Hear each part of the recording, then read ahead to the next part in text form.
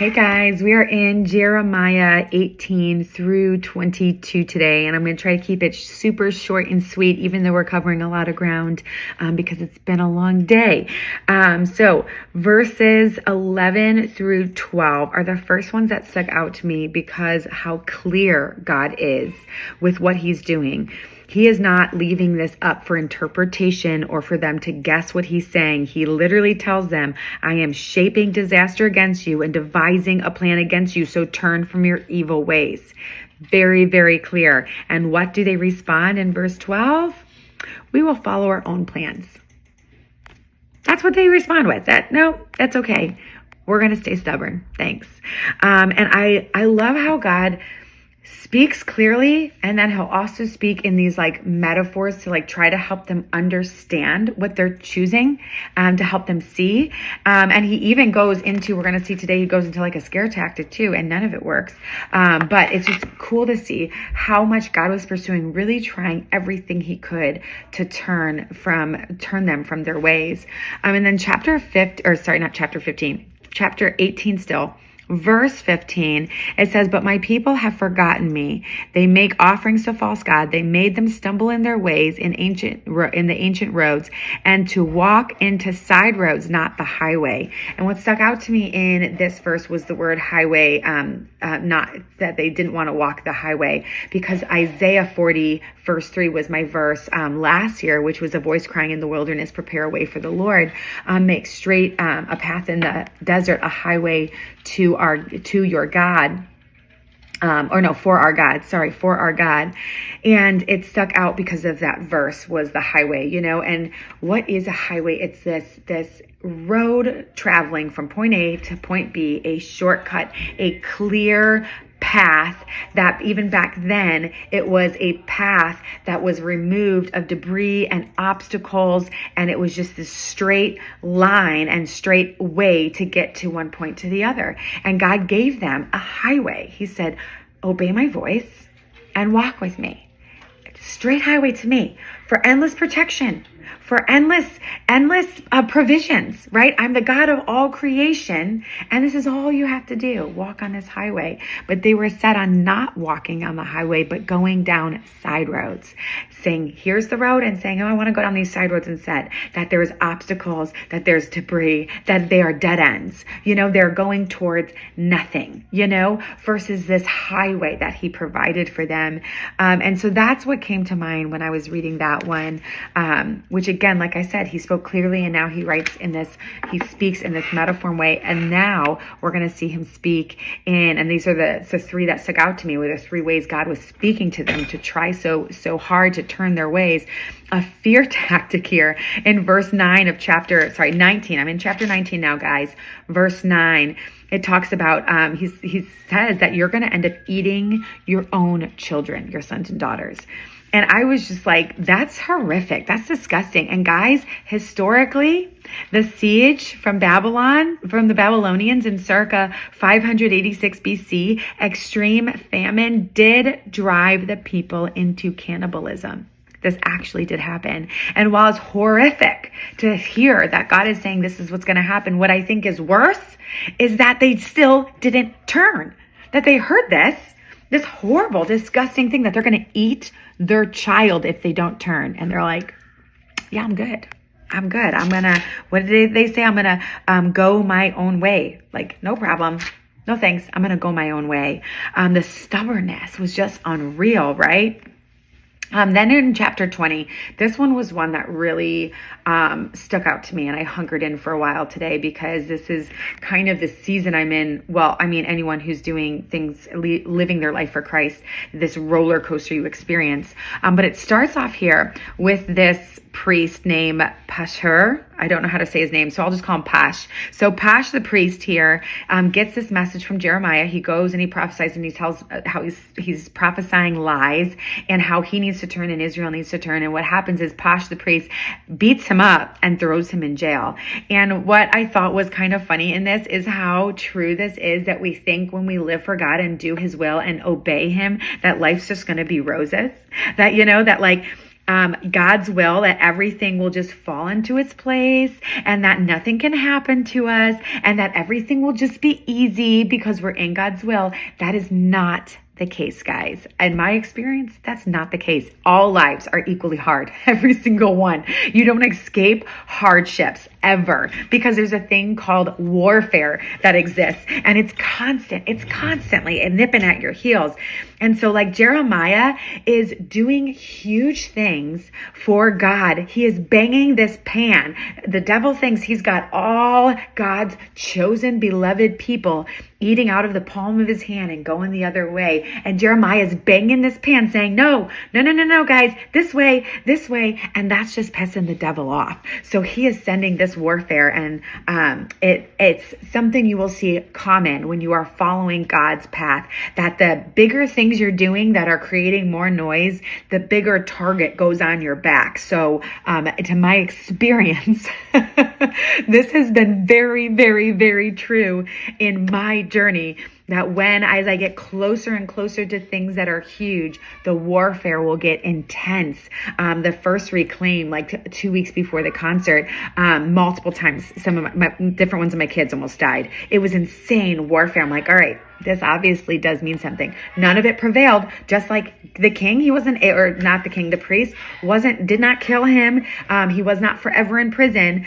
And God actually gave him this message that when he was released, he told that priest, hey, wait till my father answers you. Like he saw what you just did to his kid and he's coming for you. God said, I'm going to give you double the reprimand that I'm giving everybody else for what you've done. And so that probably made Jeremiah feel pretty good, a little vindicated there. But warfare is just a part of the journey. And so is the emotional roller coaster, guys. And I want to share this with you because I think this can be our thought, is just thinking it's roses, or we think, well, God's path is hard, so I don't want to do it. Well, you're not going to escape hard. Spoiler alert, you're in the world. It's just going to always be hard. But with God, we get this, just God who's always going to bring about vengeance, who does give his protection, whose plan cannot be thwarted. So when you are doing something for him, you know his plan will not change.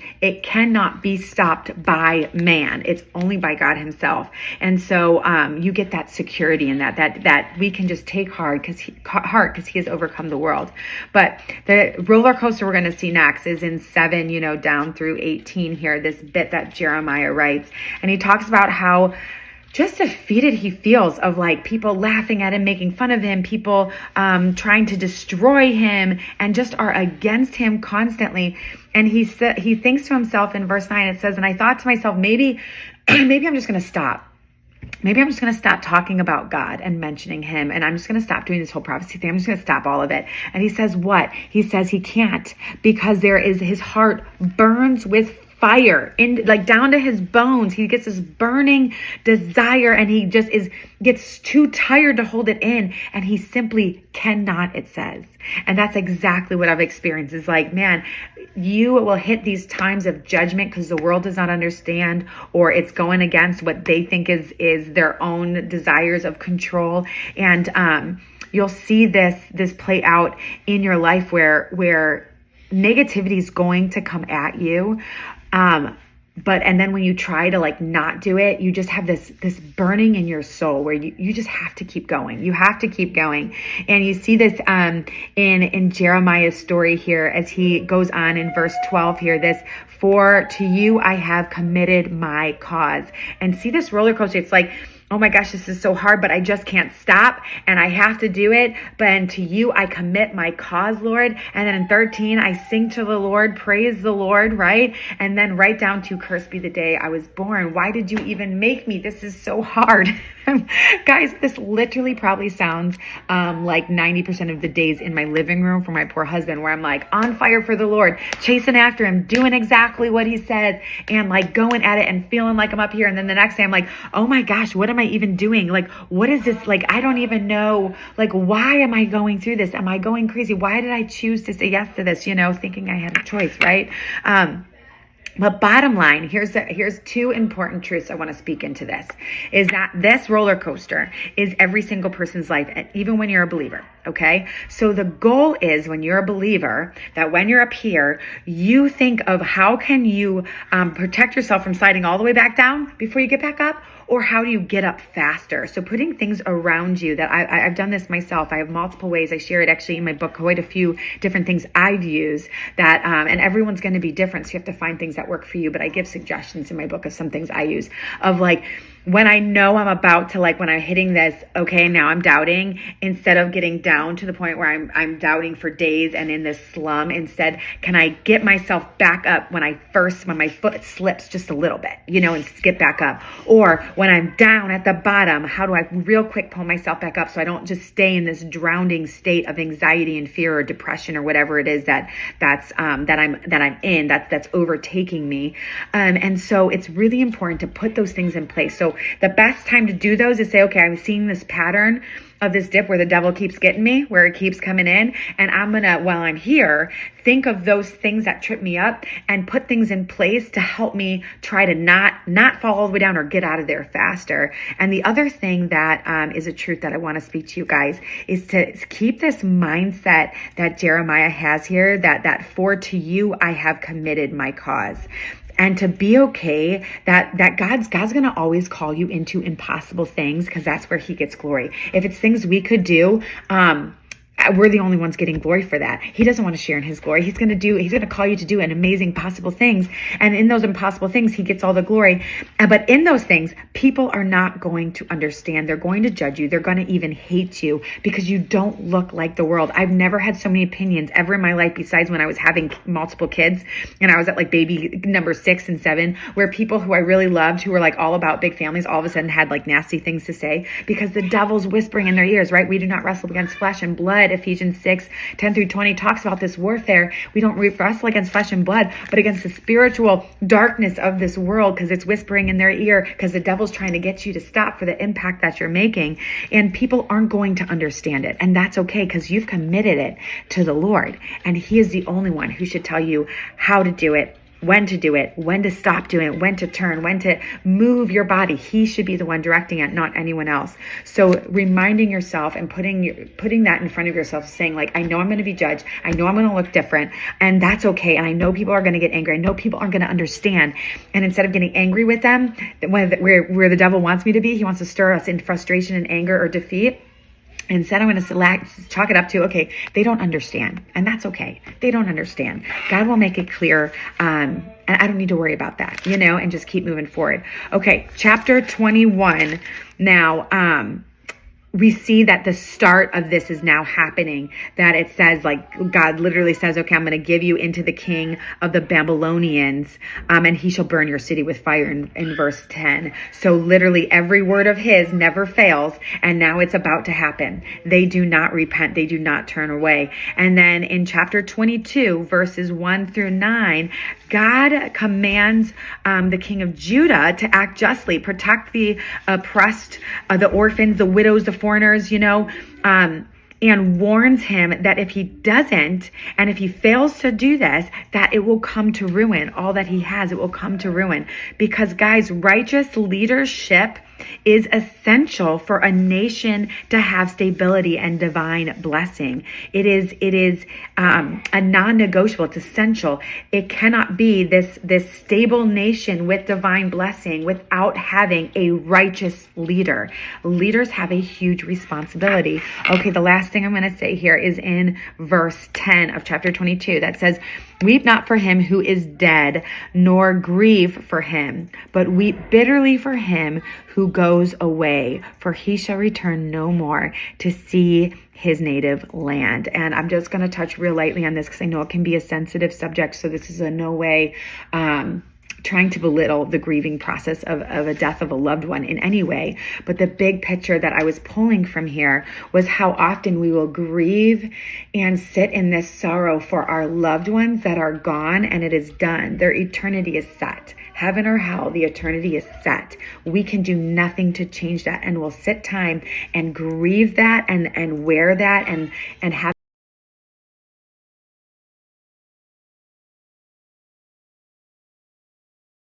heavy on us, but yet we don't grieve at all for the ones who are with us on earth, who are turning from the Lord, who still have a chance. The ones who are with us, still living, breathing, and walking with us, and people you can still talk to and plant seeds and pull them in and try to be the Jeremiah banging the pan of like, no, hey, I know what the world's telling you. It's a lie. Come this way. I want eternity with you. He is a great God. He is a lot of fun. He has a purpose for you, and just follow this way. I promise it will go better for you. It will go well for you, because you'll have that security and that peace that God gives. And, we just have that backwards. I see a lot that we have that very backwards, that we grieve more for ones who are gone that we can't actually do anything with. And yet we don't put any thought into ones who are with us, who are going their own way. So who are turning away from God. Those are the ones we need to be grieving after, that we need to be seeking after with this whole heart, and using all this energy, emotional energy towards them to pull them in, because it's not set yet. And those little conversations, being bold in your faith, can affect their eternity, which is beautiful, right? Okay, that's what I have for you guys today. And we'll